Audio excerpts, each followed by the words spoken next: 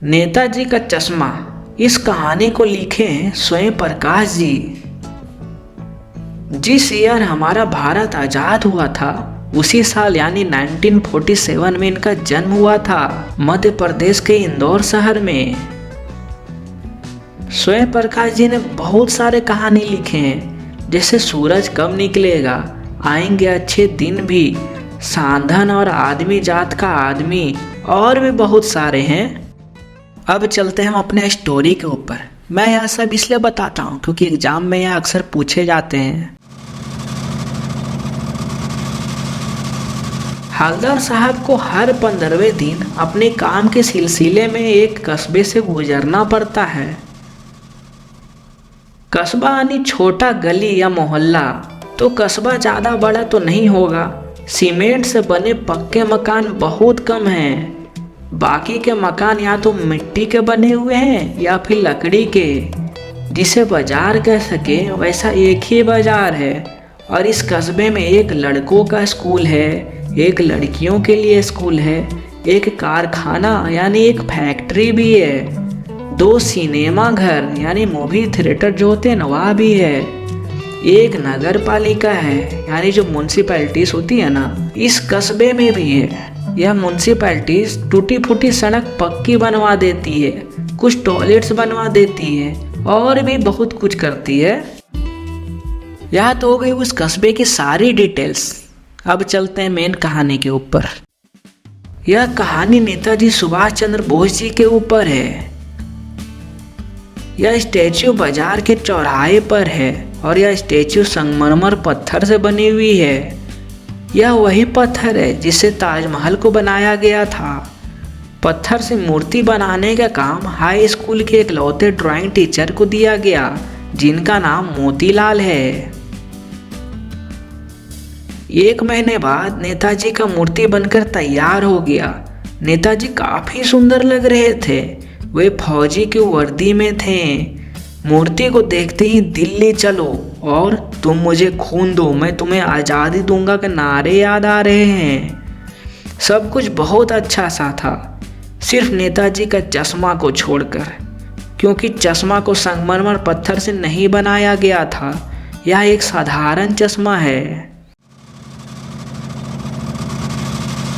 हवलदार साहब जब पहली बार इस कस्बे से गुजर रहे थे तब वे पान खाने के लिए एक दुकान के सामने रुके। वे नेताजी की मूर्ति को देखकर समझ गए कि यह चश्मा संगमरमर का तो नहीं है, कोई सामान्य चश्मा है। वाह भाई, यह आइडिया भी अच्छा है। मूर्ति संगमरमर की और चश्मा रियल है।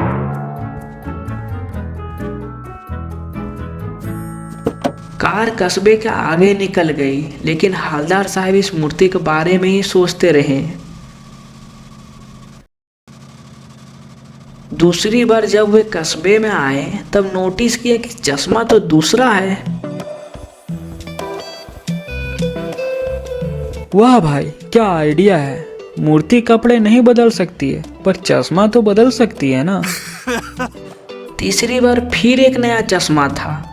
हवलदार साहब की आदत हो गई हर बार कस्बे से गुजरते समय रुककर पान खाना और मूर्ति को ध्यान से देखना। लेकिन इस बार वे पान वाले से पूछ ही लिए। क्यों भाई, क्या बात है? या तुम्हारे नेताजी का चश्मा हर बार बदल कैसे जाता है? पान वाला खुद पान खा रहा था। वह एक काला मोटा खुशमिजाज आदमी है। यह सुनकर वह आंखों ही आंखों में हंसा और बोला, कैप्टन चश्मे वाला करता है। हवलदार साहब को कुछ समझ में नहीं आया। तब उस पान वाले ने समझाया कि कैप्टन चश्मे वाला है जो चश्मे बार बार बदल देता है। कैप्टन चश्मे वाला चश्मा बेचता है। मान लो कोई कस्टमर को वही चश्मा चाहिए जो नेताजी पहने हुए हैं, तो कैप्टन चश्मे वाला वह चश्मा नेताजी से उतार देगा और नेताजी को कोई दूसरा चश्मा पहना देगा। यही बार बार होते रहता है। अब हवलदार साहब को बात समझ में आई कि कैप्टन चश्मे वाला को नेताजी के बिना चश्मे वाली मूर्ति बिल्कुल भी अच्छी नहीं लगती है, इसलिए वह चश्मा पहना देता है। वाह भाई, क्या आइडिया है। लेकिन हवलदार साहब फिर पान वाले से पूछते हैं कि नेताजी का ओरिजिनल चश्मे कहाँ है। इसके बाद पान वाला फिर से आंखों ही आंखों में हंसा क्योंकि वह अब दूसरे पान खा रहा था। दुकान पर भी कोई भीड़ भाड़ नहीं है। मास्टर मोतीलाल बनाना ही भूल गया होगा। पान वाले के लिए एक मजेदार बात है, परंतु हवलदार साहब शौक हो गए। वे सोचने लगे कि मास्टर मोतीलाल चश्मे को बनाने में फेल हो गए होंगे या चश्मा बनाते बनाते टूट गई होगी। हवलदार साहब कैप्टन चश्मे वाले के बारे में सोचने लगे। पान वाले को पान का पैसा दिए और वहां से जाने लगे। तभी उनके दिमाग में क्वेश्चन आया और वह वापस पान वाले के पास जाकर पूछे, क्या कैप्टन चश्मे वाला नेताजी का साथी है या आजाद हिंद फौज का भूतपूर्व सिपाही है? ओ लंगड़ा क्या फौज में जाएगा, पागल है पागल। अरे वो देखो आ रहा है, आप उसी से बात कर लो, कोई फोटो वोटो छपवा दो उसका कहीं। हवलदार साहब को पान वाले द्वारा एक देशभक्त का इस प्रकार मजाक उड़ाना अच्छा नहीं लगा।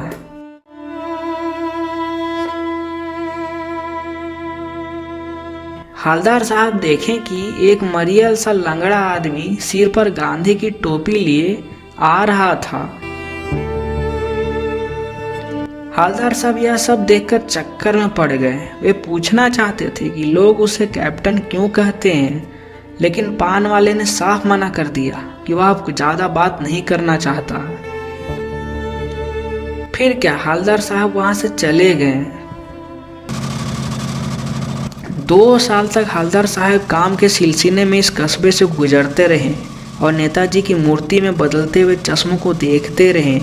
कभी धूप का चश्मा, तो कभी काला चश्मा, तो कभी गोल चश्मा, और कभी और भी कुछ कुछ चश्मे बदलते रहते थे।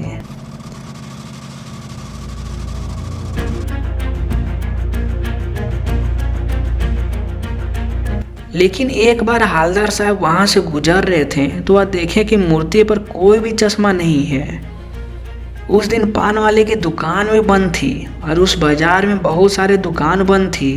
अब हवलदार साहब किससे पूछें कि नेताजी ने चश्मा क्यों नहीं पहने हैं। लेकिन अगली बार जब हवलदार साहब फिर वहां से गुजर रहे थे तब देखे कि पान वाला दुकान खुला था। तब वे वहां पूछे, आज नेताजी की आंखों पर चश्मा क्यों नहीं है?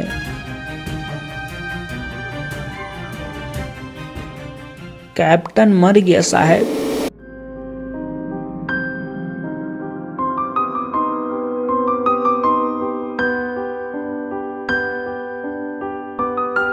और कुछ नहीं पूछे हवलदार साहब दुखी होकर वहां से चले गए और सोचने लगे कि क्या होगा उस देश का जो देशभक्ति पर हंसता है। दोस्त, यह बिल्कुल भी जरूरी नहीं है कि जो बॉर्डर पर है वही देशभक्त है। जो अपना काम सच्चे हृदय से ईमानदारी से करते हैं वह भी एक देशभक्ति है, और जो दूसरों की मदद करते हैं वह भी एक देशभक्त है। जैसे कि कैप्टन चश्मे वाला, वह नेताजी को चश्मे पहनाकर अपनी देशभक्ति दिखाता है। अगली बार जब हवलदार साहब उस कस्बे से गुजर रहे थे तो सोचे कि इस बार वे नहीं रुकेंगे, पान नहीं खाएंगे, मूर्ति नहीं देखेंगे। लेकिन अचानक वे ड्राइवर को बोले, गाड़ी रोको। नेताजी की मूर्ति की आंखों में सरकंडे की बनी चश्मा है जिसे छोटे बच्चे बनाते हैं। हवलदार साहब की आंखें भर आई। दोस्त, चैप्टर तो यहीं खत्म होता है। कुछ एमसीक्यू और कुछ इंपॉर्टेंट क्वेश्चंस को देख लीजिए। तो स्टूडेंट एक्सप्लेनेशन हमारा इस चैप्टर कहीं पर खत्म होता है। तो आपको एमसीक्यू इस चैप्टर का जरूर अटेम्प्ट करने चाहिए, क्योंकि एग्जाम में ना एमसीक्यू बार बार पूछे जाते हैं। तो आप एमसीक्यू कहाँ पर अटेम्प्ट करोगे? मैंने अपने ऐप ज्ञानचल पर एमसीक्यूज डाल रखे हैं, बहुत सारे एमसीक्यूज। किस किस सब्जेक्ट का? इंग्लिश, हिंदी और सोशल साइंस का। घबराओ मत, पैसे नहीं देने हैं एमसीक्यू के लिए। तो आप ऐप डाउनलोड करो, उसमें आप जाके अपना एमसीक्यू जो है उसको अटेम्प्ट करो। आपको समझ में आ जाएंगे किस तरह के क्वेश्चन एग्जाम में बार बार पूछे जाते हैं। तो अब कुछ हम एमसीक्यूज को देख लेते हैं। सबसे पहले एमसीक्यू, नेताजी की बगैर चश्मे वाली मूर्ति किसे बुरी लगती थी? ऑप्शन 1 हवलदार साहब को, ऑप्शन 2 पान वाले को, ऑप्शन 3 कस्बे वाले को और ऑप्शन 4 चश्मे वाले को। आपको मिलेंगे 5 सेकेंड और ज़्यादा टाइम के लिए वीडियो को आप पॉज कर सकते हो। 1 2 3 4 5। तो इसका करेक्ट आंसर है चश्मे वाले को, क्योंकि वही चश्मा बार बार बदल देते थे। अब चलते हैं सेकंड क्वेश्चन पर। नेताजी की मूर्ति पर सरकंडे का चश्मा किसने लगाया होगा? ऑप्शन ए पान वाले ने, ऑप्शन बी लेखक ने, ऑप्शन सी हवलदार ने यानी हवलदार साहब ने, और ऑप्शन डी किसी बच्चे ने। 5 सेकेंड आपको आगे मिलते हैं। 1 2 3 4 5। तो इसका आंसर क्या होना चाहिए? किसी बच्चे ने यह सरकंडे का चश्मा बनाया होगा और वही लगाया होगा। थर्ड क्वेश्चन को देखते हैं। नेताजी की मूर्ति किसकी बनी हुई थी? ऑप्शन ए पत्थर की बनी हुई थी, ऑप्शन बी संगमरमर की बनी हुई थी, ऑप्शन सी लोहे की बनी हुई थी और ऑप्शन डी कपास की बनी हुई थी। आपको मिलते हैं 5 सेकेंड्स। 1 2 3 4 एंड 5। आंसर सही है संगमरमर की। हमने वीडियोस में पहले ही बात कर चुके हैं। फोर्थ क्वेश्चन, हवलदार साहब किस बात पर दुखी हो गए? ऑप्शन ए दुनिया के स्वार्थी स्वभाव पर, ऑप्शन बी नेताजी की मूर्ति को देखकर, ऑप्शन सी पान वाले को देखकर और ऑप्शन डी अपनी पत्नी के व्यवहार पर। तो ज़्यादा हार्ड क्वेश्चंस नहीं है, तो मिलते 5 सेकेंड। 1 2 3 4 एंड 5। इसका सही आंसर है दुनिया के स्वार्थी स्वभाव पर, क्योंकि वह हंसता था ना देशभक्त पर, इसीलिए। फिफ्थ क्वेश्चन को हम देखते हैं। हवलदार साहब को कौन सी आदत थी? ऑप्शन ए पान वाले को कोसने की, ऑप्शन बी मूर्ति को चश्मा पहनाने की, मूर्ति वाले चौराहे पर रुककर पान खाने की, ऑप्शन डी समाचार पत्र पढ़ने की। तो आपको मिलते 5 सेकेंड। 1 2 3 4 एंड 5। सही आंसर है मूर्ति वाले चौराहे पर रुककर पान खाते थे। क्वेश्चन नंबर 6, हवलदार साहब स्वभाव कैसा था? Option A romantic, option B देशभक्त, ऑप्शन सी घमंडी, ऑप्शन डी सनकी। बहुत ज़्यादा ही आसान क्वेश्चन है, आंसर देख लेते हैं हम लोग। देशभक्त थे वे। अब लास्ट क्वेश्चन पे हम लोग आते हैं। चश्मे वाला को पागल किसने कहा था? कैप्टन चश्मे वाला को पागल किसने कहा था? ऑप्शन ए हवलदार साहब ने, ऑप्शन बी कस्बे वालों ने, ऑप्शन सी पान वालों ने और ऑप्शन डी लेखक ने। सही आंसर है पान वाले ने ही बोला था भाई। तो यहीं पर हमारा खत्म होता है एमसीक्यू। अब थोड़ा कुछ क्वेश्चंस देख लेते हैं जो एनसीईआरटी में आपसे पूछे गए हैं।